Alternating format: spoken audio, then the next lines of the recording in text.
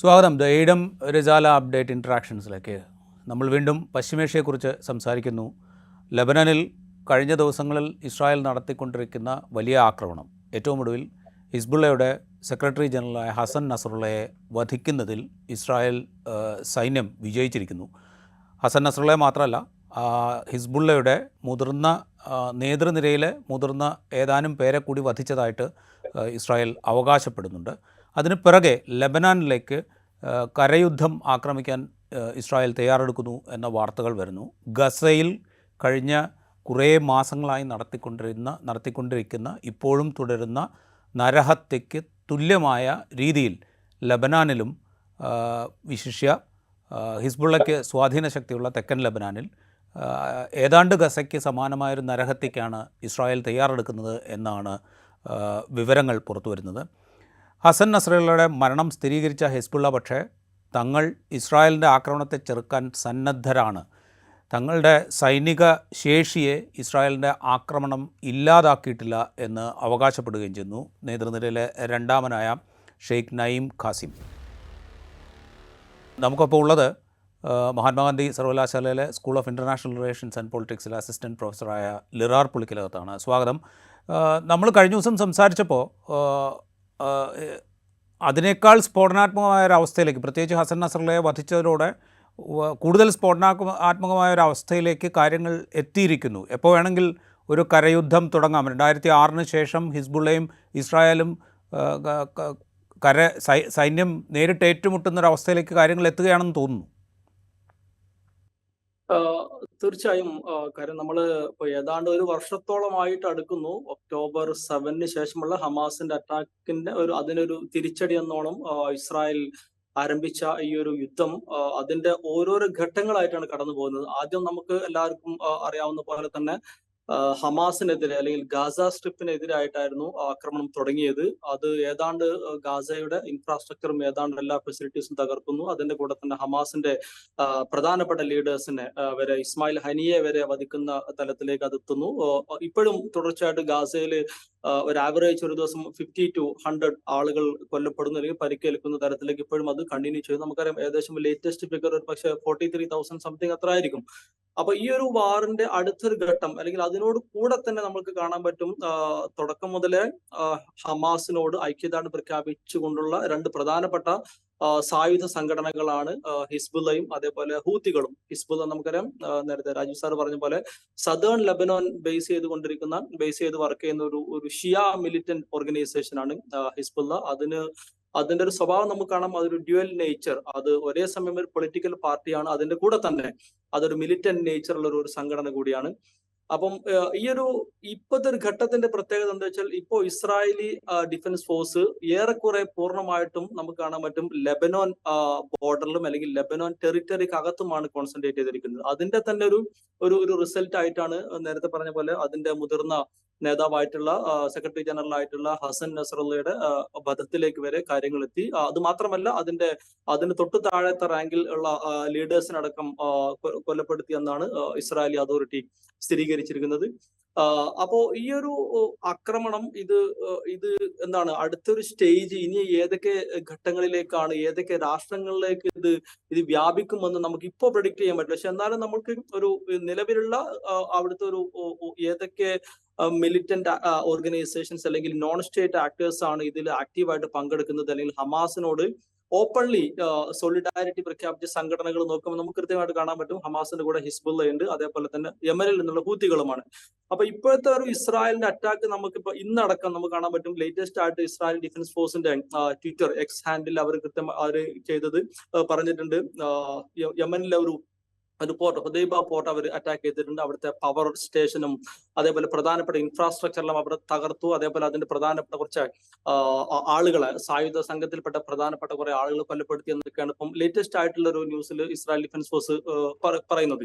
അപ്പൊ ഇത് കാണിക്കുന്നത് ആരൊക്കെയാണ് ഹമാസിനെ സപ്പോർട്ട് ചെയ്യുന്നത്, ഓപ്പൺലി ആയാലും അല്ലാതെ ആണെങ്കിലും ആരൊക്കെയാണ് സപ്പോർട്ട് ചെയ്യുന്നത്. അതിന്റെ കൂടുതൽ ഹമാസ് അല്ലെങ്കിൽ ഹിസ്ബുള്ള, ഹമാസ്, ഹൂത്തി എന്നത് അപ്പുറത്തായിട്ട് ഇസ്രായേൽ ആക്ച്വലി ഇതിലൂടെ ടാർഗറ്റ് ചെയ്യുന്നത് ഇറാന്റെ സപ്പോർട്ടോടുകൂടി വർക്ക് ചെയ്യുന്ന ഈ റീജിയനില് അതിന് അവർ പറയുന്ന ഒരു പേര് ആക്സിസ് ഓഫ് റെസിസ്റ്റൻസ് എന്ന് അവർ വിളിക്കുന്ന ഈ ഒരു പ്രധാന ഗ്രൂപ്പുകൾ, അതിൽ മെയിനായിട്ട് ഹമാസ്, ഹിസ്ബുള്ള, ഹൂത്തികൾ, പിന്നെ പുതുതായി നമുക്ക് കാണാൻ പറ്റും ഇറാഖിൽ നിന്നുള്ള മിലിറ്റന്റ് ഓർഗനൈസേഷൻസ് വരെ റീസെന്റ് ആയിട്ട് ഇസ്രായേലിനെതിരെയുള്ള പല അറ്റാക്കുകൾ ഇപ്പൊ നമുക്ക് റീസെന്റ് ആയിട്ട് കാണാൻ പറ്റും.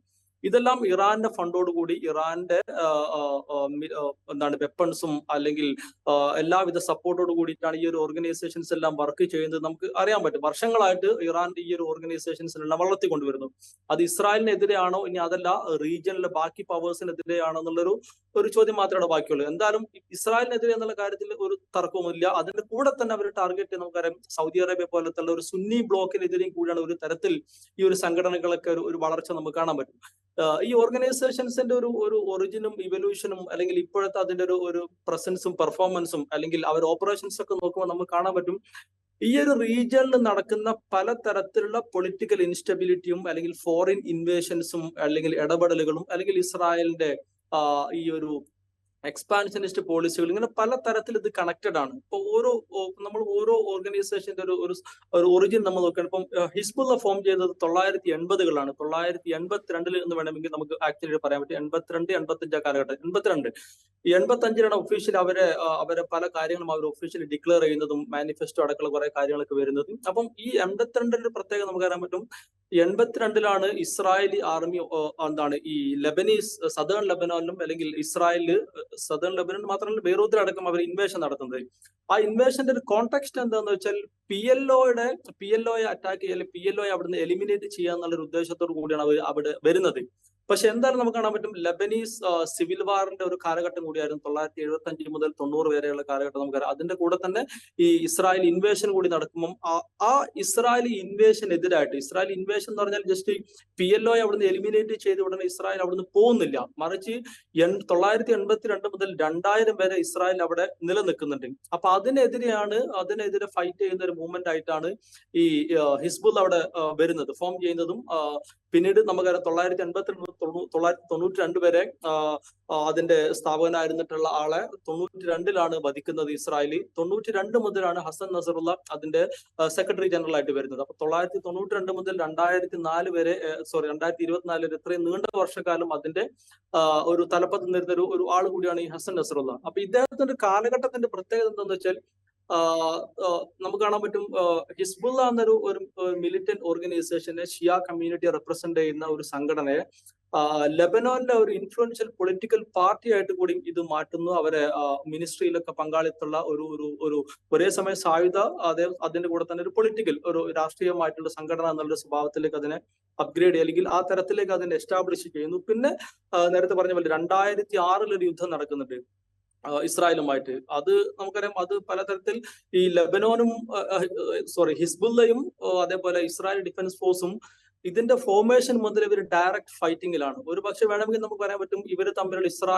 ഈ ഹിസ്ബുള്ളയുടെ ചെറുത്തുനിൽപ്പിന്റെ കൂടി ഫലമായിട്ടാണ് 2000 ഇസ്രായേലി ഡിഫൻസ് ഫോഴ്സിന് അവിടെ നിന്ന് പിൻവാങ്ങേണ്ടി വന്നത്. അത് ഒരു തരത്തിൽ ഇസ്രായേലിന്റെ പരാജയമായിട്ടും വ്യാഖ്യാനിക്കാൻ വേണമെങ്കിൽ, കാരണം പൊതുവെ നമുക്ക് ഇസ്രായേൽ ഇൻവേഷൻ നടത്തിയ ഏരിയകളിൽ നിന്ന് അവർ പിൻവാങ്ങിയത് വളരെ അപൂർവമായിട്ട് പിൻവാങ്ങിയിട്ടുള്ളൂ. 2005 ഗാസയിൽ നിന്ന് അവർ പിൻവാങ്ങിയത് നമുക്ക് കാണാൻ പറ്റും. അത് ഓസ്ലോ അക്കോർഡിന്റെ ഒക്കെ ഒരു എക്സ്റ്റൻഷൻ ആയിട്ട് പിന്നീട് പലതരത്തിലുള്ള ഇന്റർനാഷണൽ പീസ് കൺസെൻസസിന്റെ ഭാഗമായിട്ടാണ് പിൻവാങ്ങുന്നത്. എന്തായാലും 2000 അവര് ലെബനോനിൽ പിൻവാങ്ങുന്നു. പിന്നീട് നമുക്ക് 2006 ഇവർ തമ്മിൽ ഡയറക്റ്റ് ക്ലാഷ് സംഭവിക്കുന്നുണ്ട്. ഏകദേശം ഒരു മാസത്തിലധികം നീണ്ടു നിൽക്കുന്ന ഒരു ക്ലാഷാണ്. 35-34 ദിവസമാണ് നീണ്ടു നിൽക്കുന്ന ഒരു യുദ്ധമാണത്. യുദ്ധം എന്ന് ഞാൻ പറയുന്നത് എന്തായാലും ഇവർ തമ്മിലുള്ള സംഘർഷം. അതിലും ഏതാണ്ട് ഇസ്രായേൽ നമുക്ക് തോറ്റു എന്ന് പറയാൻ പറ്റില്ല. പക്ഷെ ഹിസ്ബുള്ള എന്നുള്ള ഒരു ഓർഗനൈസേഷന്റെ ഒരു സായുധ സംഘടനയുടെ ശക്തി തെളിയിച്ച ഒരു കാലഘട്ടം ആയിരുന്നു ശരിക്കും 2006 ആ ഒരു യുദ്ധം. ഇപ്പോഴത്തെ ഒരു ഡെവലപ്മെന്റ്സ് നമ്മൾ കാണുന്നത് ഇങ്ങനെയൊക്കെ ആണെങ്കിൽ കൂടി ഈ പലസ്തീന്റെ ചുറ്റും അല്ലെങ്കിൽ ഇറാൻ വളർത്തി കൊണ്ടുവന്ന ഈ ഒരു സായുധ സംഘടനകളൊക്കെ ഇസ്രായേലിനെതിരെ വർഷങ്ങളായിട്ട് അതിന്റെ തുടക്കം മുതൽ നിലപാടെടുക്കുന്നു, ഓപ്പറേഷൻസ് നടത്തുന്നു. ഫ്രീക്വന്റ് ഇന്റർവെല്ലിൽ ഇവർ തമ്മിൽ മിസൈൽ അറ്റാക്കും അല്ലെങ്കിൽ റോക്കറ്റ് ലോഞ്ചും അതിന് മറുപടിയായിട്ട് ഇസ്രായേലിന്റെ റിറ്റാലിയേഷൻ ഇതൊക്കെ വർഷങ്ങളായിട്ട് നടക്കുന്നുണ്ട്. പക്ഷെ ഇങ്ങനെയൊക്കെ ആണെങ്കിൽ കൂടി രണ്ട് കാര്യത്തിൽ നമുക്ക് കാണാൻ പറ്റും പ്രത്യേകിച്ച് ഒരു മാറ്റം വരുന്നില്ല. ഒന്ന്, പലസ്തീൻ ഇഷ്യൂവിൽ ഒരു പെർമനന്റ് സൊല്യൂഷൻ വരുന്നില്ല. അതേപോലെ തന്നെ ഇസ്രായേലിന്റെ ഈ ഒരു ഇൻവേഷൻ പ്രോസസ്സും സ്റ്റോപ്പ് ചെയ്യപ്പെടുന്നില്ല. അതിന്റെ കൂടെ തന്നെ നമ്മൾ ചേർത്ത് വായിക്കണം ഇപ്പം ഹസൻ നസ്രുള്ളയുടെ കൊലപാതകം നമ്മൾ പറഞ്ഞു, അതേപോലെ ഹമാസിന്റെ നേതാവ് ഇസ്മായിൽ ഹനിയുടെ കൊലപാതകം പറഞ്ഞു. ഈ ഓർഗനൈസേഷൻസിന്റെ ഒക്കെ തുടക്കം മുതൽ നമ്മൾ നോക്കുകയാണെങ്കിൽ അത് ഹമാസ് ആയിക്കോട്ടെ, ഹിസ്ബുള്ള ആയിക്കോട്ടെ, ഇതിന്റെ ഒക്കെ ലീഡേഴ്സിനെ ഇതിന്റെ തുടക്കം മുതൽ കൃത്യമായ ഇടവേളകളിൽ ഇസ്രായേൽ ഓരോ ഓപ്പറേഷൻസിൽ സീക്രട്ട് ആയിട്ടും അല്ലാതെ ആയിട്ടും ഇസ്രായേലി ഡിഫൻസ് ഫോഴ്സും അല്ലെങ്കിൽ ഇസ്രായേലി സ്പൈ ഏജൻസി ആയിട്ടുള്ള മൊസാദിന്റെ ഒക്കെ ആളുകൾ പല ഘട്ടങ്ങളിൽ പല സ്ഥലങ്ങളിലായിട്ട് പല ഓപ്പറേഷൻസിലൂടെ ആയിട്ട് വധിക്കപ്പെട്ടിട്ടുണ്ട്. അത് ഏതാണ്ട് എനിക്ക് തോന്നുന്നു ഇതുവരെയുള്ള ഏതാണ്ട് എല്ലാ ലീഡേഴ്സും ഇങ്ങനെ പല ഘട്ടങ്ങളിലായിട്ട് വധിക്കപ്പെട്ട ആളുകളാണ്. പക്ഷെ ഇങ്ങനെയൊക്കെ ലീഡേഴ്സ് ഓരോ സമയത്ത് വധിക്കപ്പെട്ടിട്ടും ഈ ഒരു ഓർഗനൈസേഷൻസിന്റെ ഒരു ബേസോ അല്ലെങ്കിൽ ഈ ഒരു ഓർഗനൈസേഷൻസിന്റെ ഒരു നിലനിൽപ്പോ അപകടത്തിലായി എന്ന് നമുക്ക് പറയാൻ പറ്റില്ല. അത് ഒരു പക്ഷേ ഒരു ഐഡിയോളജിയുടെ ഒരു സ്ട്രെങ്ത് ആയിരിക്കാം, അല്ലെങ്കിൽ ആ ഒരു സ്വഭാവമായിരിക്കാം ഇതിന്റെ ഈ ഒരു ഓർഗനൈസേഷൻസ് ഇത്രയും കാലമായിട്ട് ആ ഒരു സ്വഭാവത്തിലാണ് ഇത് വർക്ക് ചെയ്യുന്നത്. അപ്പൊ എനിക്ക് തോന്നുന്നില്ല ലീഡേഴ്സ് കൊല്ലപ്പെട്ടു അല്ലെങ്കിൽ ലീഡേഴ്സ് മരിച്ചുപോയി എന്നതിന്റെ പേരിൽ അവസാനിക്കുന്ന ഒരു മൂവ്മെന്റ് ആയിട്ട് എനിക്ക് ഇതിനെ തോന്നിയിട്ടില്ല. അങ്ങനെയാണെന്നുണ്ടെങ്കിൽ അത് എന്തോ ഈ ഒരു ഓർഗനൈസേഷൻസ് എല്ലാം തീരേണ്ടതാണ്. ഇനിയിപ്പം ഇൻഫ്രാസ്ട്രക്ചർ തകർത്തെന്ന് പറയും. നമുക്കറിയാം ഏതാണ്ട് ഈ പറഞ്ഞ ഓർഗനൈസേഷൻസിന്റെ ഹെഡ് ക്വാർട്ടേഴ്സ് മുതൽ ഏതാണ്ട് പ്രധാനപ്പെട്ട എല്ലാ ഓപ്പറേഷൻസ് കണ്ടക്ട് ചെയ്യുന്ന സ്ഥലങ്ങളൊക്കെ ഇവർ തകർത്തു അല്ലെങ്കിൽ ബോംബിട്ട് എന്ന് നമ്മൾ എല്ലാ കഴിഞ്ഞ ദിവസങ്ങളിൽ പത്രത്തിൽ കാണുന്നു. ഇതേ ഓർഗനൈസേഷന്റെ ആളുകൾ തന്നെ വീണ്ടും ഇസ്രായേലിലേക്ക് പല തരത്തിൽ ഇപ്പൊ നമുക്ക് ലേറ്റസ്റ്റ് ആയിട്ട് നമുക്ക് ടെല്ലവീവിലേക്ക് വരെ ഈ ഒരു മിസൈലുകൾ ലോഞ്ച് ചെയ്യുന്ന തരത്തിലേക്ക് ഇവർ എത്തിയിട്ടുണ്ട്. അപ്പം ഇതിനർത്ഥം ഈ ഒരു ഓർഗനൈസേഷൻസ് ഒന്നോ രണ്ടോ ലീഡേഴ്സ് മാത്രമല്ല, അതിനപ്പുറത്തായിട്ട് സംതിങ് ഹിഡൻ ആയിട്ടുള്ള അല്ലെങ്കിൽ സീക്രട്ട് ആയിട്ടുള്ള എന്തോ സ്ട്രെങ്ത് ഇവർക്കുണ്ട്. അപ്പൊ അത് എത്രത്തോളം എന്നുള്ളത് നമുക്ക് പ്രഡിക്ട് ചെയ്യാൻ പറ്റില്ല. എന്തായാലും ഇസ്രായേൽ എന്ന ആ ഒരു റീജിയനിലെ സൈനിക ശക്തിയെ തകർക്കാൻ മാത്രമുള്ള സ്ട്രെങ്ത് ഉണ്ടെന്ന് ഞാൻ വിശ്വസിക്കുന്നില്ല. പക്ഷെ ഇസ്രായേലുമായിട്ട് ചലഞ്ച് ചെയ്യാനുള്ള, ഇസ്രായേലുമായിട്ട് ഫൈറ്റ് ചെയ്ത് നിൽക്കാനുള്ള അറ്റ്ലീസ്റ്റ് എത്ര വർഷം നമുക്ക് പറയാൻ പറ്റില്ല, അതിനുള്ള ഒരു ആയുധങ്ങളോ അല്ലെങ്കിൽ അതിനുള്ള ഒരു സ്ട്രെങ്ത് ഈ ഒരു ഓർഗനൈസേഷൻസ് ഉണ്ട്. അത് നമുക്ക് വർഷങ്ങളായിട്ട് ഇവരുടെ പ്രവർത്തനങ്ങളും ഇവർ തമ്മിലുള്ള ഈ ഒരു ഫൈറ്റ് പറയുമ്പോൾ 2006 കാര്യം എടുത്തു കഴിഞ്ഞാൽ 2006 ഹിസ്ബുള്ളയുടെ പക്കൽ ആകെ 5000, അതായത് അവരുടെ മിലീഷ്യ എന്ന് പറയുന്നത് ഏതാണ്ട് 5000 പേരടങ്ങുന്ന ഒരു മിലീഷ്യ മാത്രമായിരുന്നു. ഇപ്പോൾ ഏതാണ്ട് നേരിട്ട് തന്നെ 30,000-ഓളം പേർ, സൈനികരായി 30,000-ഓളം പേർ ആ സംഘടനയുടെ കൈവശമുണ്ട്. അതിനപ്പുറത്ത് ട്രെയിൻഡ് ആയിട്ടുള്ള ആളുകൾ, ആയിരക്കണക്കിന് ആളുകൾ വേറെയുമുണ്ട്. അപ്പോൾ ഇത്രയും ശക്തമായിട്ടൊരു സംവിധാനമായിട്ട് ഹിസ്ബുള്ള അവിടെ ഉണ്ട്. അതുകൊണ്ട് തന്നെ ഒരു നേതാക്കളായ 2-3 പേരെ വധിച്ചു എന്നുള്ളതുകൊണ്ട് ആ സംഘടനാ സംവിധാനം ഇല്ലാതായി പോകുന്നില്ല. പക്ഷേ ഇപ്പോൾ ഈ പേജർ ബോംബുകൾ, അതുപോലെ വാക്കി ടോക്കി ബോംബുകൾ, ഇതൊക്കെ ഉപയോഗിച്ചുകൊണ്ട് ഇവരുടെ ഒരു കമ്മ്യൂണിക്കേഷൻ സിസ്റ്റം ഹിസ്ബുള്ളയുടെ ഇത് തകർക്കാൻ ഇസ്രായേലിന് കഴിഞ്ഞു എന്ന് വേണമെങ്കിൽ പറയാം. അതൊരു പക്ഷേ അവർക്ക് വെല്ലുവിളിയാകാൻ സാധ്യതയുണ്ട്. തീർച്ചയായിട്ടും. അത് കാര്യം എന്താ വെച്ചാൽ ഇസ്രായേൽ അതിലൂടെ ടാർഗറ്റ് ചെയ്യുന്നത് സ്വാഭാവികമായിട്ടും ഒരു കമ്മ്യൂണിക്കേഷൻ ഒരു ബ്രേക്ക് ചെയ്യപ്പെട്ടാൽ സ്വാഭാവികമായിട്ടും ഏതൊരു സംഘടനയാണെങ്കിലും മൂവ്മെന്റ് ആണെങ്കിലും അതിന് കൃത്യമായിട്ട് ബാധിക്കും. വർഷങ്ങളായിട്ട് ഡിപ്പെൻഡ് ആയെങ്കിലും ബ്രേക്ക് വരുമ്പോൾ സ്വാഭാവികമായിട്ടും അല്ലെങ്കിൽ അത് ഇംപ്ലിമെന്റ് ചെയ്യുന്ന ഓരോ ഘട്ടത്തിലും അത് കൃത്യമായിട്ട് റിഫ്ലക്ട് ചെയ്യും. അതിൽ സംശയമൊന്നുമില്ല. അപ്പൊ ആ തരത്തിൽ ഇസ്രായേൽ ഒരു പക്ഷേ ഈ റീസെന്റ് ആയിട്ട് ഇവര് തമ്മിലുള്ള ഫൈറ്റിൽ ഉണ്ടാക്കിയ ഏറ്റവും വലിയൊരു അഡ്വാൻറ്റേജ് ഒരു പക്ഷെ അതായിരിക്കും. അല്ലെങ്കിൽ അവർ ഏറ്റവും സക്സസ്ഫുൾ ആയിട്ടുള്ള ഈ ഒരു ക്യാമ്പയിനിങ്ങില് അവർ പ്രധാനപ്പെട്ട ടേണിംഗ് പോയിന്റ് ആയിട്ട് വേണമെങ്കിൽ നമുക്ക് ഇതിനെ കാണാൻ പറ്റും. കാരണം അതിന്റെ ഭാഗമായിട്ട് ഈവൻ ഹയർ ലെവലിലുള്ള ഇറാനിയൻ ഒഫീഷ്യൽസ് വരെ അതിൽ കൊല്ലപ്പെടുന്നുണ്ട്. അപ്പൊ വളരെ ക്ലിയർ ആണ് ഈ ഇറാനിയൻ ഒഫീഷ്യൽസും അല്ലെങ്കിൽ ഇറാനിയൻ ഗവൺമെന്റും ഈ ഹിസ്ബുള്ള മിലിറ്റൻസിന്റെ കീ പോർട്ട്ഫോളിയോസിലുള്ള ആളുകൾ തമ്മിലുള്ള ലിങ്ക് അതിലൂടെ വളരെ ക്ലിയർ ആണ്. അപ്പൊ അത് ബ്രേക്ക് ചെയ്യാൻ ഇതിലൂടെ പറ്റി എന്നുള്ളത് ഒരു സംശയമില്ല. അത് ഇസ്രായേലിനെ സംബന്ധിച്ചിടത്തോളം അത് വൻ നേട്ടം തന്നെയാണ്. പക്ഷെ അതിന്റെ കൂടെ തന്നെ നമ്മൾ കാണണം, അതിന് ശേഷം നമുക്ക് കാണാൻ പറ്റിയിട്ടുണ്ട് ഇസ്രായേലിലേക്ക് ഒരുപാട് മിസൈലുകൾ ഇതേ സംഘടന ഇതേ സ്ഥലത്ത് തന്നെ അയച്ചതായിട്ട് നമുക്ക് കാണാൻ പറ്റും. അപ്പോ രാജീവ് സാർ പറഞ്ഞ പോലെ തന്നെ ഈ ഒരു സംഘടനയെ ഒരു നേതാവിനെ വധിച്ചത് കൊണ്ടോ അല്ലെങ്കിൽ അവരുടെ കമ്മ്യൂണിക്കേഷൻ സിസ്റ്റം തകർത്തത് കൊണ്ടോ അല്ലെങ്കിൽ അവർ ഇൻഫ്രാസ്ട്രക്ചർ തകർത്തത് കൊണ്ടോ പൂർണ്ണമായിട്ടും അതിനൊരിക്കലും ഇല്ലായ്മ ചെയ്യാൻ പറ്റുമെന്ന് എനിക്ക് തോന്നുന്നില്ല. കാരണം ഒരു നേതാവ് പോയാൽ അതിന് വേറൊരു നേതാവ് വരും. അതാണ് അതിന്റെ ഒരു സ്വഭാവം. നമ്മൾ വർഷങ്ങളായിട്ട് കാണുന്നതാണ്. അല്ലെങ്കിൽ അത് എത്ര നേതാക്കൾ ഈ പറഞ്ഞ രണ്ട് സംഘടനകൾക്കും വർഷങ്ങളായിട്ട് കൊല്ലപ്പെട്ടിട്ടുണ്ടോ നമുക്ക് നോക്കിയാൽ മനസ്സിലാവും. അതിപ്പോ ഹിസ്ബുള്ളയുടേതാണെങ്കിലും ഹമാസിന്റേതാണെങ്കിലും ഒരുപാട് നേതാക്കൾ, ഒന്നും രണ്ടും ഒന്നല്ല, ഒരു വർഷം തന്നെ ചിലപ്പോൾ ഒരു മാസം തന്നെ ഒരുപാട് നേതാക്കന്മാർ കൊല്ലപ്പെട്ടിട്ടുണ്ടെങ്കിൽ ഒരു നേതാവിന്റെ തന്നെ കുടുംബാംഗങ്ങളടക്കം തുറച്ചു നീക്കപ്പെട്ട സിറ്റുവേഷൻ വരുന്നുണ്ടായിരുന്നു. ഇപ്പൊ ഹസൻ നസ്രുള്ളയുടെ മകൻ നേരത്തെ കൊല്ലപ്പെട്ടിട്ടുണ്ട്. നസ്രുള്ള കൊല്ലപ്പെടുന്നതിന് മുമ്പ് മകള് കൊല്ലപ്പെട്ടിട്ടുണ്ട്. ഇതേപോലെ ഇസ്മായിൽ ഹനിയുടെ കേസിൽ നമുക്ക് കാണാൻ പറ്റും അയാളെ കുടുംബം ഏറെക്കൂടെ തുടച്ചു നീക്കപ്പെട്ടിട്ടുണ്ട് അദ്ദേഹം മരിക്കുന്നതിന് മുമ്പ് തന്നെ. പക്ഷെ എന്നിട്ടും ഈ നേതാക്കന്മാരും അല്ലെങ്കിൽ ഒരു നേതാവ് പോയാൽ അടുത്ത നേതാവ് വരുന്നു. അങ്ങനെ ഒരു സ്വഭാവം നമുക്ക് ഈ ഒരു സംഘടനകളൊക്കെ കാണാൻ പറ്റും.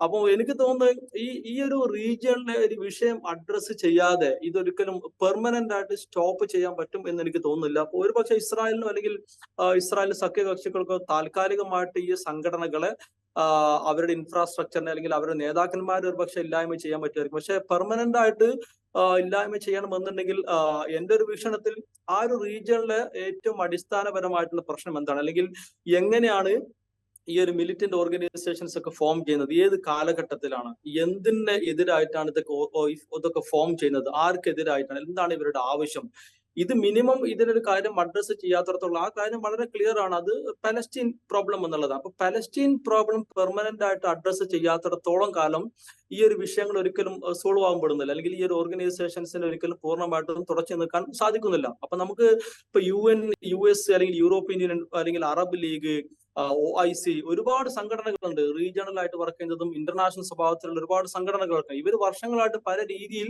മീഡിയേറ്റർ ആയിട്ടും ഇനീഷ്യേറ്റീവ് എടുത്ത ഒരുപാട് പീസ് പ്രോസസ്സുകൾ, സമാധാന കരാറുകളൊക്കെ പല രീതിയിൽ പ്ലാൻ ചെയ്തിട്ടുണ്ട് അല്ലെങ്കിൽ ഇനീഷ്യേറ്റീവ്. പക്ഷെ ഇന്നേ വരെ നമുക്ക് കാണാൻ പറ്റും ആകെ രണ്ട് ട്രീറ്റീസ് ആണ് മെയിൻ ആയിട്ട് സക്സസ്ഫുള്ളി നമുക്ക് പറയാൻ പറ്റും. ഒന്ന് ഞാൻ കഴിഞ്ഞ ഒരു ഇതിലും പറഞ്ഞതാണ്, സംഭാഷണത്തിൽ പറഞ്ഞതാണ്, 1978-79 ക്യാമ്പ് ഡേവിഡ് അക്കോർഡിലൂടെ ഈജിപ്തുമായിട്ട് ഒരു സമാധാന കരാർ ഒപ്പുവെക്കുന്നു. അതിലൂടെ ഈജിപ്ത് അറബ് ലോകത്തിലെ അല്ലെങ്കിൽ ഇസ്രായേലിനെ അംഗീകരിക്കുന്ന ആദ്യത്തെ അറബ് രാജ്യമായിട്ട് അങ്ങനെയാണ് ഈജിപ്ത് മാറുന്നത്. ഹുസ്നി മുബാറക് പ്രസിഡന്റ് ആയിരുന്ന കാലത്താണ്. പിന്നീട് നമുക്ക് ജോർദാന്റെ കേസിൽ 1994 ജോർദാനും ഒരു സമാധാന കരാർ ഒപ്പുവിടുന്നു. അതിനുശേഷം നമുക്ക് കാണാൻ പറ്റും ഒരു കമ്പൈൻഡ് അറബ് ഫോഴ്സ് ഒരിക്കലും ഇസ്രായേലിനെ അറ്റാക്ക് ചെയ്തിട്ടില്ല. അപ്പൊ 1973 ഒരു ഒക്ടോബർ വാർ അല്ലെങ്കിൽ യോം കിപ്പൂർ വാറിന് ശേഷം നമുക്ക് ഒരിക്കലും അറബ് ഫോഴ്സ് ഒന്നിച്ചൊരിക്കലും ഇസ്രായേലിനെ അറ്റാക്ക് ചെയ്തിട്ടില്ല. മറിച്ച് അതിനുശേഷം നമ്മൾ കാണുന്ന ഒരു ട്രെൻഡ് എന്താ വെച്ചാൽ പലസ്റ്റീനിയൻസിന് വേണ്ടി ഫൈറ്റ് ചെയ്യുന്നത് ഒന്നുകിൽ പലസ്റ്റീൻ മിലിറ്റന്റ് ഫോഴ്സ്, അത് PLO ആയിക്കോട്ടെ, അല്ലെങ്കിൽ പിന്നീട് ഹമാസ് അത് ഏറ്റെടുക്കുന്നു. പിന്നെ അങ്ങനെ ഒരുപാട് മിലിറ്റന്റ് ഗ്രൂപ്പ്സ് ഗാസ ബേസ്ഡ് ആയിട്ടും വെസ്റ്റ് ബാങ്ക് ബേസ്ഡ് ആയിട്ടുള്ള ഈ ഒരു മിലിറ്റന്റ് നോൺ സ്റ്റേറ്റ് ആക്ടേഴ്സ് ആണ് പിന്നീട് പങ്കെടുക്കുന്നത്. അതിന്റെ കൂടെ തന്നെ ലബനാനിൽ നിന്നും ഹിസ്ബുള്ള വരുന്നു. അതിന്റെ ഒരു ഫോർമേഷന്റെ കോണ്ടെക്സ്റ്റ് ഞാൻ നേരത്തെ പറഞ്ഞു, 82 ഇസ്രായേൽ ഇൻവേഷന്റെ ഭാഗമായിട്ടാണ് ആ ഒരു ഓർഗനൈസേഷൻ ഫോം ചെയ്യുന്നത്. അതിന്റെ കൂടെ ഇപ്പൊ പുതിയതായിട്ട് കാണുന്ന ട്രെൻഡ് എന്ന് വെച്ചാൽ ഹൂത്തികളും കൂടി അല്ലെങ്കിൽ ഇറാഖിൽ നിന്നുള്ള മിലിറ്റന്റ് ഗ്രൂപ്പ്സും കൂടി ഇതിന്റെ ഭാഗമാകുന്നു. അത് വളരെ ക്ലിയർ ആണ്, ഇറാന്റെ ഒരു സപ്പോർട്ടോട് കൂടിയാണ് ഈ ഒരു ഓർഗനൈസേഷൻസ് എല്ലാം വർക്ക് ചെയ്ത്. ഇറാന്റേതായ അജണ്ടകളും കാര്യങ്ങളൊക്കെ ഉണ്ട്. ഇതിൽ വേറൊരു പ്രത്യേകത, ഒരു കോൺട്രഡിക്ഷൻ നമുക്ക് കാണുന്നത്, ഇറാൻ ഈ ഒരു റീജിയനിലെ ഒരു ഷിയ ഒരു ഭരണകൂടം അല്ലെങ്കിൽ ഷിയ രാഷ്ട്രമാണ്. 90%-ലധികം അവിടുത്തെ ജനസംഖ്യ ഷിയാക്കളാണ്. 90-95% ഷിയാക്കൾ ഭൂരിപക്ഷമായിട്ടുള്ള രാഷ്ട്രമാണ്. അപ്പം ഷിയ ഓർഗനൈസേഷൻ ഈ ഒരു സൈദി വിഭാഗമാണ് ഹൂത്തികൾ എന്ന് പറയുന്നത്. അതൊരു ഷിയ മൈനോറിറ്റി ഗ്രൂപ്പാണ്. അവരെ സപ്പോർട്ട് ചെയ്യുന്നത് ഇതേ ഇറാനാണ്. അതേപോലെ ഹിസ്ബുള്ള ഒരു ഷിയ മിലിറ്റന്റ് ഗ്രൂപ്പാണ്, സദേൺ ലബനാൻ. അവരെ സപ്പോർട്ട് ചെയ്യുന്നതും ഇതേ ഇറാൻ തന്നെയാണ്. ഇതിന്റെ കൂടെ തന്നെ ചേർത്ത് വായിക്കണം, ഹമാസ് എന്ന സംഘടന പലസ്തീനിലുള്ള അത് ഒരു സുന്നി മിലിറ്റന്റ് ഗ്രൂപ്പാണ്. അവരെയും കൂടി ഇവർ സപ്പോർട്ട് ചെയ്യും. ഈ ഹമാസ് ആക്ച്വലി ഇസ്ലാമിക് മുസ്ലിം ബ്രദർഹുഡിന്റെ ഒരു ഓഫ് ഷൂട്ട്, ഒരു ബ്രാഞ്ച് ആയിട്ടുള്ള ഓർഗനൈസേഷൻ ആണ്. ഇസ്ലാമിക് ബ്രദർഹുഡ് 1928 അങ്ങനെ ഈജിപ്തിൽ ഫോം ചെയ്ത ഒരു ഐഡിയോളജിയാണ്. അതിന്റെ ഒരു മീൻസ് ഈജിപ്തിലാണ് വളരെ പവർഫുൾ ആയിട്ടുള്ള ഇൻഫ്ലുവൻഷ്യൽ ആയിട്ടുള്ള ഒരു പാർട്ടിയാണ്. ഇപ്പൊ നിരോധിച്ചിട്ടുണ്ട്. എന്തായാലും നമുക്ക് കാണാൻ പറ്റും ഈ ഒരു, അപ്പം ഇങ്ങനെ പല തരത്തിലുള്ള ഒരു അലയൻസ് ആണ് ഇറാൻ ആക്ച്വലി ഇവിടെ റൺ ചെയ്യുന്നത്. അപ്പൊ അവർക്ക് ഇറാന്റേതായ ഉദ്ദേശങ്ങളുണ്ട്. ഇറാൻ അത് പല സമയത്തും പല രീതിയിൽ പല ആക്ടേഴ്സിനെതിരെ, ഇപ്പൊ സൗദിക്കെതിരെ അവർ പലപ്പോഴും നമുക്ക് ഈ ഹൂത്തികൾ ഉപയോഗിച്ചിട്ടുള്ള ഫൈറ്റിംഗ് നമുക്ക് കാണാൻ പറ്റും. വർഷങ്ങളായിട്ട്, കഴിഞ്ഞ 10-15 വർഷങ്ങളായിട്ട് നമുക്ക് കാണാൻ പറ്റും. ഈ 90കളിലാണ് ആക്ച്വലി ഹൂത്തികൾ അവർ ഇത്തരത്തിൽ രംഗപ്രവേശം ചെയ്തത്. പിന്നെ 2014 ശേഷമാണ് അവര് യമന്റെ ക്യാപിറ്റൽ സിറ്റി അടക്കം ഇവര് കയ്യേറി മീൻസ് അവരവിടെ ഇൻഫ്ലുവൻസ് സ്ഥാപിക്കുന്നതും. അന്ന് മുതൽ നമുക്ക് കാണാൻ പറ്റും ഡയറക്റ്റ് ആയിട്ട് സൗദി അറേബ്യയും അല്ലെങ്കിൽ UAE ഒക്കെ നയിക്കുന്ന ഫോഴ്സിനെതിരെ ഇവർ ഫൈറ്റ് ചെയ്യുന്നത്. അപ്പൊ ഈ ഏതാണ്ട് എല്ലാ ഗ്രൂപ്പുകളും പല തരത്തിൽ എക്സ്പീരിയൻസ്ഡ് ആണ് വാറിൽ. അപ്പം ഹിസ്ബുള്ളയുടെ കേസ് പ്രകാരം ഈ സിറിയൻ ലബനീസ് ആഭ്യന്തര കലാപം മുതൽ ഇസ്രായേലുമായിട്ട് ഡയറക്റ്റ് ആയിട്ട് ഫൈറ്റിൽ എക്സ്പീരിയൻസ് ഉള്ള ആളുകളാണ്. ഹമാസ് നമുക്ക് വർഷങ്ങളായിട്ട് ഇസ്രായേലുമായിട്ട് ഫൈറ്റ് ചെയ്യുന്നു. അതിന്റെ ഫോർമേഷൻ 1987 ശേഷമാണ്, ഫസ്റ്റ് ഇൻതിഫാദയ്ക്ക് ശേഷമാണ് ഈ സംഘടന ഫോം ചെയ്യുന്നത്. അപ്പൊ അന്ന് മുതൽ അവർ ഫൈറ്റ് ചെയ്യുന്നു. ഹൂത്തികൾ നമുക്ക് ആദ്യം സൗദി അറേബ്യ അല്ലെങ്കിൽ UAE ഈ ഒരു അലയൻസിനെതിരെ ഫൈറ്റ് ചെയ്യുന്നു. ഇപ്പൊ ഇടക്കിടക്ക് റെഡ് സീ കേന്ദ്രീകരിച്ചാണ് അവർ അറ്റാക്ക് കൂടുതൽ നമുക്ക് കാണാൻ പറ്റുന്നത്.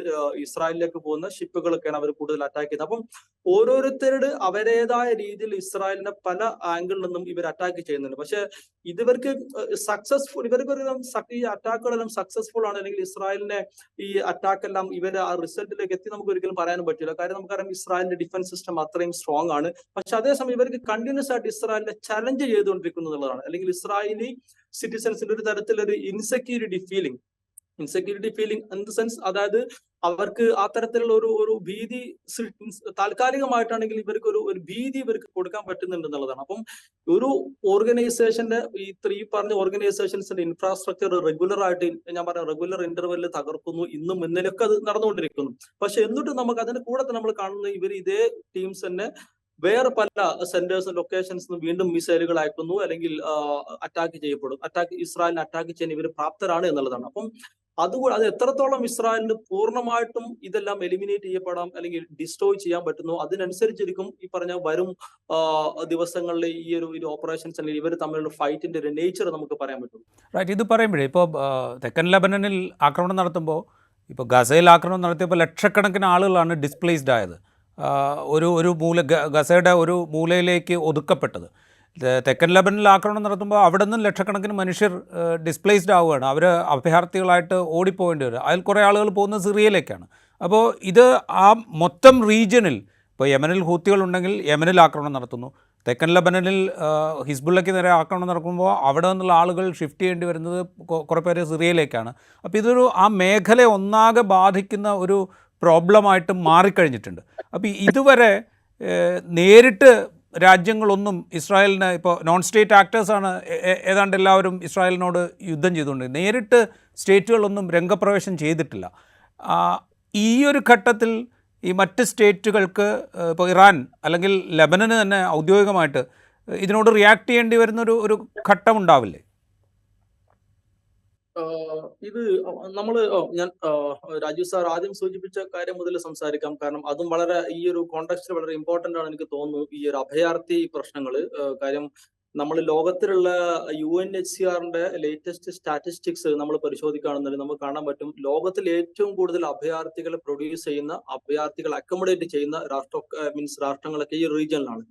പ്രത്യേകിച്ച് സിറിയയാണ് 2011 ശേഷം ഏറ്റവും കൂടുതൽ അഭയാർത്ഥികളെ പ്രൊഡ്യൂസ് ചെയ്യുന്ന രാഷ്ട്രമായിട്ട് മാറിയത്.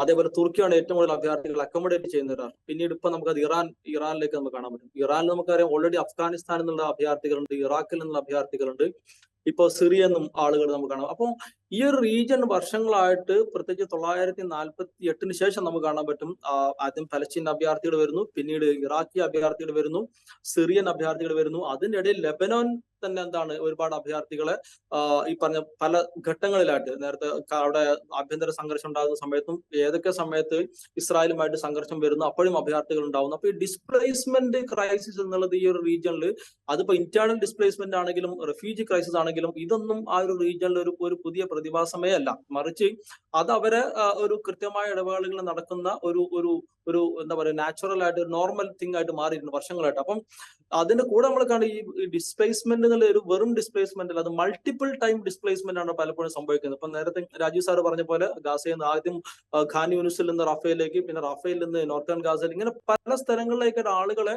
ഒരേ സമയം വാണിംഗ് കൊടുത്തിട്ടും വാണിംഗ് കൊടുക്കാതെ ആളുകൾ ഫോഴ്സ്ഫുള്ളി ഡിസ്പ്ലേസ്മെന്റിലേക്ക് അല്ലെങ്കിൽ പലായനം ചെയ്യപ്പെടാൻ നിർബന്ധിക്കപ്പെടുന്നു.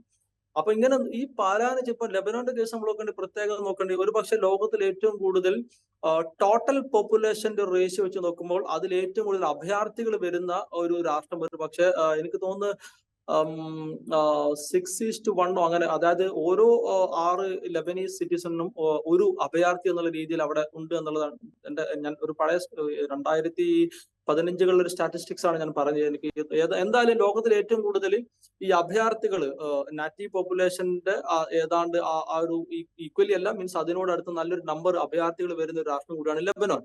അപ്പം ലെബനോന്റെ ഒരു പ്രത്യേകത എന്താ വെച്ചാൽ, അതൊരു ചെറിയ രാഷ്ട്രമാണ്. നമ്മൾക്ക് അറിയാൻ പറ്റും, ഒരു ഭാഗം മെഡിറ്ററേനിയൻ സീ വരുന്നു, ഒരു ഭാഗം സിറിയ വരുന്നു, താഴെ സദേൺ സൈഡിൽ ഇസ്രായേൽ വരുന്നു. അപ്പം ഇവർക്ക് എങ്ങോട്ടാണ് പോകാൻ പറ്റുക, അതും നമ്മൾ ഇതിന്റെ കൂടെ ചിന്തിക്കണം. ഒരു ഭാഗത്ത് ഇറാഖ് സിറിയയും ഒക്കെയാണ്, അത് ഓൾറെഡി പൊളിറ്റിക്കലി ഇൻസ്റ്റേബിൾ ആണ്, അല്ലെങ്കിൽ അവിടെ നിന്നുള്ള അഭയാർത്ഥികൾ ഓൾറെഡി ലെബനോനിലുണ്ട്.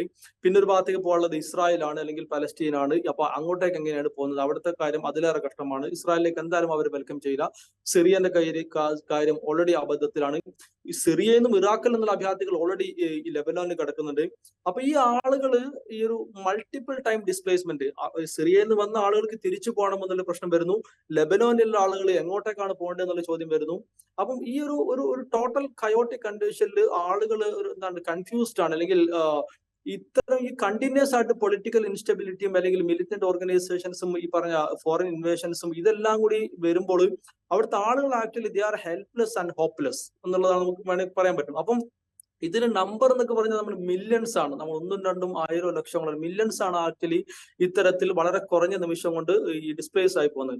ഇനി ഇവർക്ക് തിരിച്ചു വരാൻ പറ്റുന്ന ഒരു സാഹചര്യം അടുത്തൊന്നും ഉണ്ടാവുന്നില്ല. അതും അതിന്റെ കൂടെ നമ്മൾ ചേർത്ത് വായിക്കണം. അതിപ്പോ ഗാസയുടെ കേസ് ആണെങ്കിലും ലെബനോന്റെ കേസാണ്. കാരണം ഈ ഓരോ അറ്റാക്കും ഈ ഒരു വാർ നടക്കുന്നു, ഇതിന്റെ ആളുകൾ കൊല്ലപ്പെടുന്നതിന്റെ കൂടെ തന്നെ അല്ലെങ്കിൽ അതിലേറെ ആഴത്തിൽ വ്യാപ്തിയിൽ നടക്കുന്ന സംഭവമാണ് ഈ ഇൻഫ്രാസ്ട്രക്ചറുകളെല്ലാം തകർക്കുക എന്നുള്ളത്. അത് സ്കൂൾ ആയിക്കോട്ടെ, മാർക്കറ്റുകൾ ആയിക്കോട്ടെ, ഹെൽത്ത് സെന്ററുകൾ ആയിക്കോട്ടെ, ഹ്യൂമൻ ബീങ്സിന് ജീവിക്കാൻ വേണ്ട എന്തൊക്കെ സൗകര്യങ്ങൾ അതെല്ലാം തച്ച് തകർക്കലും ഈ ഒരു വാറിന്റെ കൂടെ നടക്കുന്ന പാരലായിട്ട് നടക്കുന്ന ഒരു കാര്യമാണ്. അപ്പൊ ഒരിക്കലും ഈ പറഞ്ഞ ആളുകൾക്ക് അവർ എവിടുന്നാണോ വിട്ടുപോയത് അങ്ങോട്ടേക്ക് തിരിച്ചു വരാൻ പറ്റാത്തൊരു സാഹചര്യമാണ് ഈ ഓരോ വാറും ആക്ച്വലി ഉണ്ടാക്കുന്നത്. അപ്പോൾ ഈ ഇൻഫ്രാസ്ട്രക്ചർ ഡിസ്ട്രക്ഷൻ ഇതിന്റെ കൂടെ നമ്മൾ ചേർത്ത് വായിക്കേണ്ട ഒരു ദുരന്തം കൂടിയാണ്. ഇനി രണ്ടാമതായിട്ട് പറഞ്ഞെനിക്ക് തോന്നുന്നു ഈ ലെബനോൻ ഗവൺമെന്റ് ഇതിന് മീൻസ് ഒഫീഷ്യലി ഇതിനോട് തിരിച്ചടിക്കുക അല്ലെങ്കിൽ ഈ വാറിലേക്ക് രംഗപ്രവേശം ചെയ്യുമോ എന്നുള്ള ഒരു ചോദ്യം.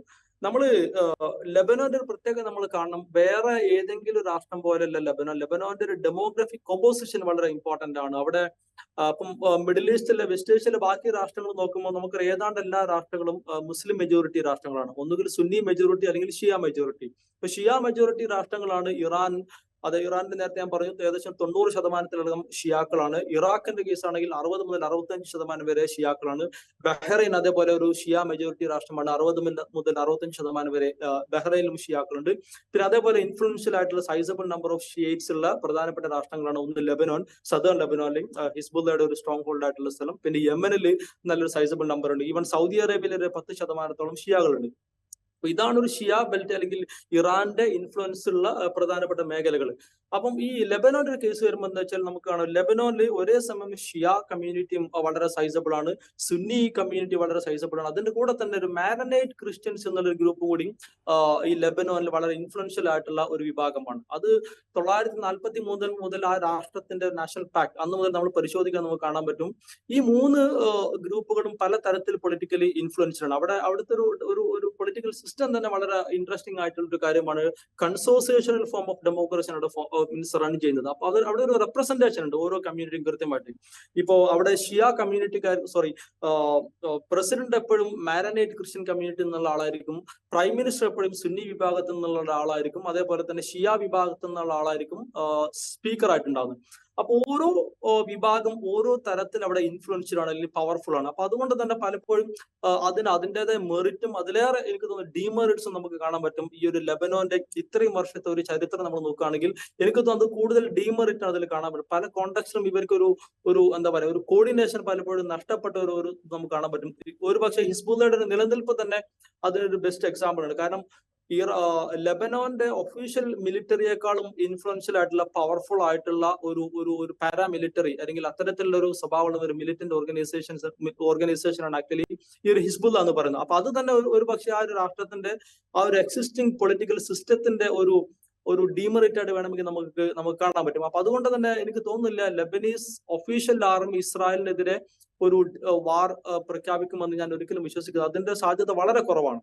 അത് ഞാൻ ഒരിക്കലും സാധ്യത കാണുന്നില്ല. അത് മാത്രമല്ല പഴയൊരു ഈവൻ ഒരു കമ്പൈൻഡ് അറബ് ഫോഴ്സ് ഇസ്രായേലിനെ അറ്റാക്ക് ചെയ്യുന്ന ഒരു സിറ്റുവേഷൻ നിലവിലുള്ള കാര്യം ഇന്റർനാഷണൽ റിലേഷൻസ് നമ്മൾ പരിശോധിക്കുകയാണെങ്കിൽ അല്ലെങ്കിൽ ഫോറിൻ പവേഴ്സിന്റെ സൂപ്പർ പവേഴ്സിന്റെ ഒരു ഇൻഫ്ലുവൻസും ഇടപെടലും അവർക്ക് വേണ്ടി റീജിയനിലുള്ള അലൈസും അവർ തമ്മിലുള്ള ധാരണകളൊക്കെ നമ്മൾ നോക്കുമ്പോൾ ഒരു നിയർ ഫ്യൂച്ചറിൽ അങ്ങനെ ഒരു കമ്പൈൻഡ് അറബ് ഫോഴ്സ് ഒരിക്കലും ഇസ്രായേലിനെ അറ്റാക്ക് ചെയ്യാനുള്ള ഒരു സാധ്യത ഞാൻ കാണുന്നില്ല. മറിച്ച് ഇറാന്റെ നേതൃത്വത്തിൽ ഇത്തരത്തിലുള്ള ഇത്തരത്തിലുള്ള അവരെ സപ്പോർട്ട് ചെയ്യുന്ന മിലിറ്റന്റ് ഓർഗനൈസേഷൻസിലൂടെ ഒരു പക്ഷേ ഇവരൊക്കെ അങ്ങനെ എത്രത്തോളം അത് നീണ്ടു നിൽക്കുന്നു എന്നുള്ള ഒരു സംശയം മാത്രമേ ബാക്കിയുള്ളൂ. എന്തായാലും ഇറാനും ഇതേപോലെ ഡയറക്റ്റ് ആയിട്ട് ഒരു വാറിൽ പങ്കെടുക്കാനുള്ള സാധ്യത വളരെ കുറവാണ്. കാരണം നിലവിലുള്ള സാഹചര്യത്തിൽ എന്തായാലും ഇസ്രായേൽ എന്ന രാഷ്ട്രത്തെ ഡിസ്ട്രോയ് ചെയ്യാനുള്ള അല്ലെങ്കിൽ ആ തരത്തിൽ ഫൈറ്റ് ചെയ്ത് നിൽക്കാനുള്ള ഒരു കപ്പാസിറ്റി ഉണ്ട് എന്ന് എനിക്ക് തോന്നുന്നില്ല. കാരണം സ്വാഭാവികമായിട്ടും ഇസ്രായേൽ എന്ന രാഷ്ട്രത്തിന് അമേരിക്കയുടെ ഓപ്പൺ സപ്പോർട്ട് ഉണ്ട്.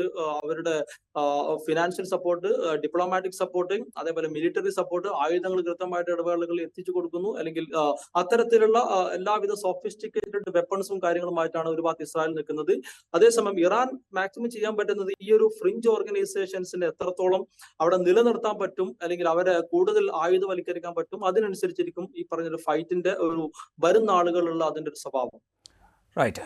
ലബനാനിൽ ഒരുപക്ഷെ കരയുദ്ധത്തിന് അധികം വൈകില്ല ഇസ്രായേൽ എന്ന് തന്നെ നമ്മൾ പ്രതീക്ഷിക്കണം. ഹിസ്ബുള്ള അവരുടെ എല്ലാ ശക്തിയും എടുത്തുകൊണ്ട് അതിനെ ചെറുക്കാനും ശ്രമിക്കും. പക്ഷേ ഈ അധിനിവേശ ശ്രമവും ഈ ആക്രമണങ്ങളും അഭയാർത്ഥികളാക്കുന്ന മനുഷ്യർ, ലക്ഷക്കണക്കിന് മനുഷ്യർ, അവരെക്കുറിച്ച് ഒരുപക്ഷെ ഐക്യരാഷ്ട്രസഭയോ മറ്റ് രാജ്യങ്ങളോ ഒക്കെ വലിയ തോതിൽ ചിന്തിക്കേണ്ട ഒരു കാലത്തൂടെയാണ് നമ്മൾ കടന്നു പോകുന്നത്.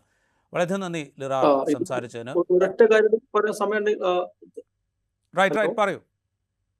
അല്ല, ഈ അഭയാർത്ഥികളുടെ കാര്യം യുഎന്നിന്റെ കാര്യം പറഞ്ഞുകൊണ്ട് മാത്രം സൂചിപ്പിക്കുകയാണ്. ഇപ്പോഴത്തെ UN സെക്രട്ടറി ജനറൽ ആയിട്ടുള്ള ആന്റോണിയോ ഗുട്ടറസ്, ഇദ്ദേഹം വർഷങ്ങളോളം UNHCRന്റെ തലപ്പത്തിരുന്ന ആളാണ്. അതായത് United Nations high commission for refugee എന്നുള്ള ആ ഒരു പൊസിഷനിൽ വർഷങ്ങളോളം നിന്ന ആളാണ് ഇപ്പോഴത്തെ UN സെക്രട്ടറി ജനറൽ. അപ്പൊ അതുകൊണ്ട് തന്നെ ഒരു യുദ്ധത്തിന്റെ ഒരു ഭീതിയും അതിന്റെ റിസൾട്ട് ആയിട്ടുണ്ടാകുന്ന അഭയാർത്ഥി പ്രവാഹവും അതിന്റെ ഒരു ദുരന്ത കാര്യങ്ങളൊക്കെ ഏറ്റവും നന്നായിട്ട് അറിയുന്ന ഒരാൾ കൂടിയാണ് ഇപ്പോഴത്തെ സെക്രട്ടറി ജനറൽ. അദ്ദേഹം തന്നെ പല രീതിയിൽ പല പ്രസ്താവനകളൊക്കെ നടത്തിയിട്ടുണ്ട്. ഒരു പക്ഷേ ലെബനോൻ അടുത്ത ഗാസയാകാൻ പോകുമെന്നുള്ളത് ഇതൊക്കെ പുള്ളി തന്നെ പറഞ്ഞിട്ടുണ്ട്. പക്ഷെ UN അല്ലെങ്കിൽ ഈ പറഞ്ഞ ആളുകളൊക്കെ എന്താണ് ഹെൽപ്ലെസ് ആണ് എന്നുള്ളതാണ് ഇതിന്റെ ഒരു ദുരവസ്ഥ.